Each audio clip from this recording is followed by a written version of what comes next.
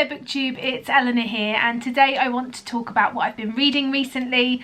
It's been a really good start to March for me. I'm really enjoying the TBR that I'm working with, and I wanted to talk about 3 books that I'd read this week.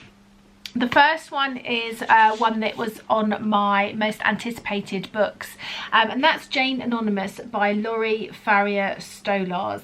And this book, the basic premise is that we've got a girl, she goes out one morning for a run and then to collect a present she's left in the sort of shop that she works in for her best friend, who has come back from a camping trip with her family early for her birthday, and they're meeting up and she wants to give her present.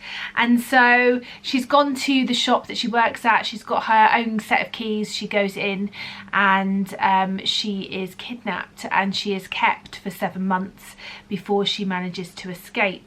So in this we flit to the past where she is in captivity and to the present where she is back at home, and the struggles and the things that have changed and how she was working through everything that's happened to her. But all she can think of is about this person that provided solace for her while she was held captive, this other person that she is adamant was there with her. And we're sort of following that thread as well. I really enjoyed this. I thought it was tense. There was good tense moments. There was good atmosphere. It got slightly repetitive in places, and I think there was meant to be this sort of slow reveal, which didn't sort of come out towards the end, but by maybe a third or a halfway through the book, I knew how it was going to end. I knew what was going on. I knew what this sort of slight twist was.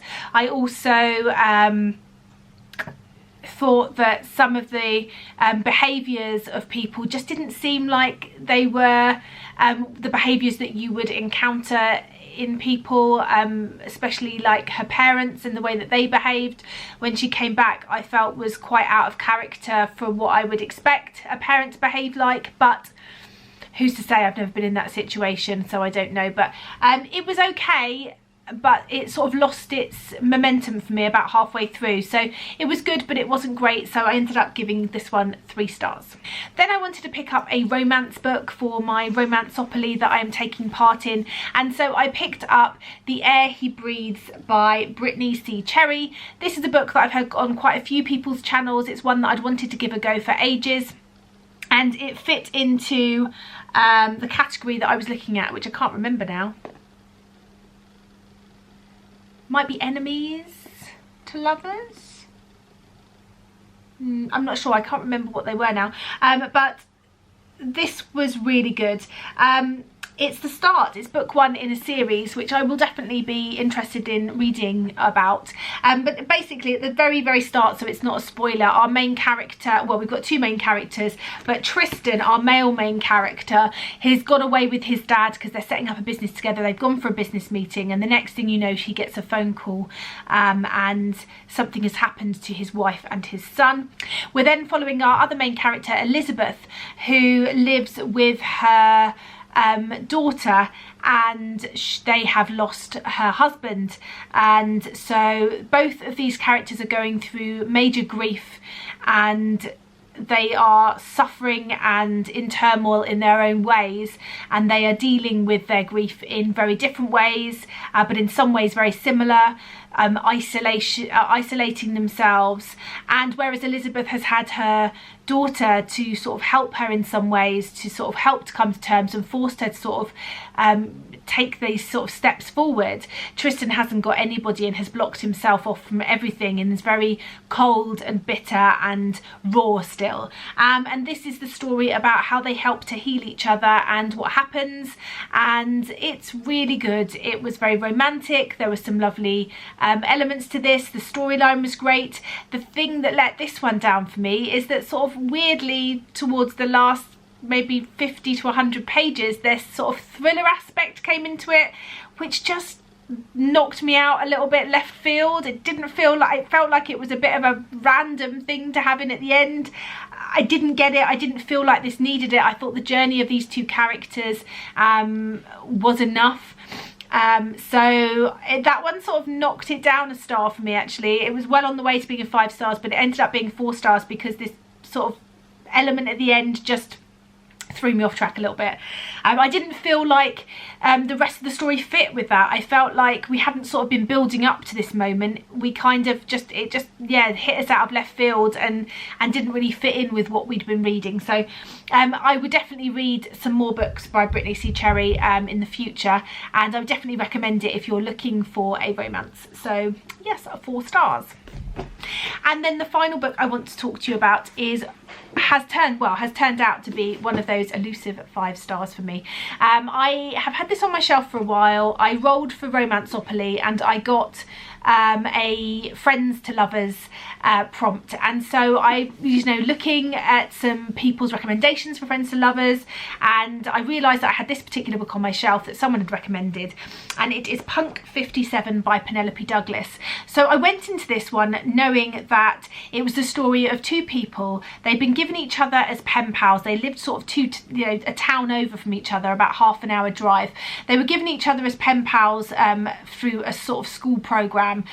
But Ryan is a girl and Misha is a boy, and that had been confused at both their schools, so they'd ended up pen paling each other, whereas it was meant to be sort of same-sex pen pals, and they'd been writing to each other for over 7 years, sharing very important bits of their life and information and really growing a bond together, but never knowing each other.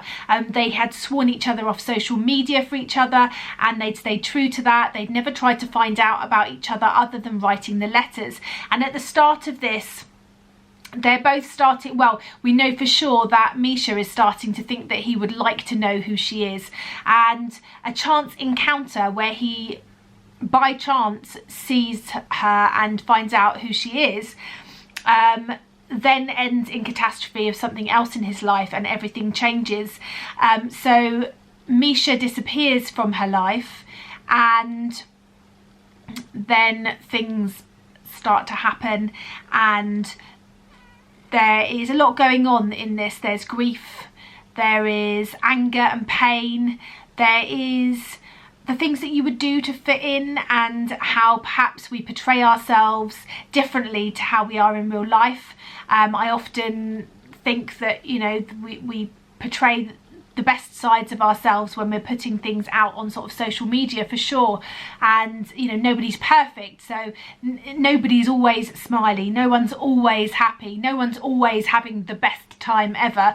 Everyone has low moments, everyone can be mean, everyone struggles with different things, and so I do think that sometimes our main characters have portrayed themselves slightly differently because they have wanted to seem a certain way to each other. And I just thought the progression in this between the 2 characters was really nice. The hot and steamy moments were, boy, were they hot and steamy. I felt the chemistry with this couple. That was brilliant, and I really liked the small sort of moments that happened. There was a little twist that I didn't see coming, and then I sort of worked it out right before it sort of got revealed, but I thought that was really good. And it was just a joy I listened to it on audiobook, and I listened to it in a day. I just couldn't put it down. I was hooked from beginning to end, and I would definitely recommend this one. It's told from both perspectives, from Ryan and Misha, and it is just so many different things in here that I just thought were really great and that I really enjoyed. There was only one small niggle, which was the sort of parent from Misha's side, the father, but I feel like it was, I could allow myself to believe that that was the way things were for him. It wasn't so far out of the realms of possibility. So yeah, I love this. It's going on my 5 stars. Yay, because I don't get many of them nowadays, but I don't feel like it could not be. So yeah, really pleased that I read this one. So those are 3 books that I've read recently. Have you read any of these? Have you read any other Penelope Douglas that you can recommend to me? I'm definitely in the market for a bit more Penelope Douglas, or Brittany C. Cherry, either of these authors, if you've read any other by them, let me know in the comments down below if they're worth a read, because I will definitely be looking to pick some up in the future. So anyway, that's it from me, and I look forward to speaking to you soon. Bye for now, BookTube.